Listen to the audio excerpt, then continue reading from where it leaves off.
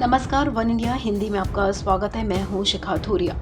देश और दुनिया में कोरोना के नए वेरिएंट ओमिक्रॉन के मामले लगातार बढ़ रहे हैं। भारत में भी अब तक इसके करीब 25 मामले सामने आ चुके हैं। वहीं अमेरिका में भी ओमिक्रॉन के मामले बढ़ रहे हैं। अमेरिका में अब तक ओमिक्रॉन के 40 से ज्यादा मामले दर्ज किए जा चुके हैं। इस बीच अमेरिका के CDC यानी कि centres for disease control and prevention ने शुरुआती डेटा के आधार पर ओमिक्रॉन के बारे में कई जानकारियां साझा की हैं।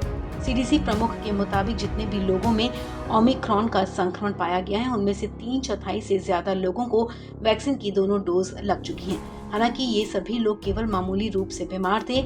इनमें से ज्यादातर युवा वर्ग से थे और लगभग 1/3 लोगों ने इंटरनेशनल ट्रैवलिंग भी की थी।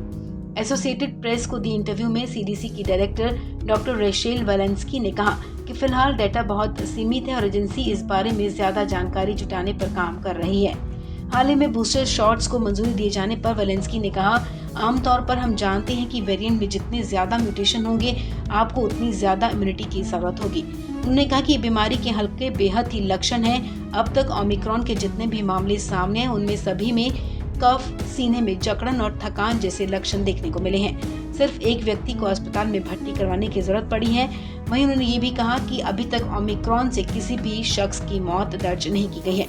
CDC का कहना है कि दिन और हफ्ते बीतने के साथ ओमिक्रॉन के मामले गंभीर हो सकते हैं, क्योंकि अभी इसका डेटा बिल्कुल शुरुआती चरण में है। वालेंस्की ने कहा कि अमेरिका में अब तक जितने भी लोगों में ओमिक्रॉन का संक्रमण हुआ है, उनमें से 3/4 से ज्यादा मरीजों को कोरोना वैक्सीन लग चुकी थी और 1/3 ने हाल ही में बूस्टर डोज भी ली थी। बावजूद इसके वो ओमिक्रॉन का शिकार हो गए। आपको बता दें कि WHO के मुताबिक ओमिक्रॉन वेरिएंट की पहचान पिछले महीने सबसे पहले दक्षिण अफ्रीका में की गई थी। इसके बाद से अब तक 57 देशों में ओमिक्रॉन के मामले सामने आ चुके हैं। दुनिया भर के वैज्ञानिक इस बात को समझने की कोशिश कर रहे हैं कि ओमिक्रॉन किस तरह इतनी आसानी से फैल रहा है। इस खबर में फिलहाल इतना ही। तमाम अपडेट्स के लिए आप बने रहें वन इंडिया हिंदी के साथ।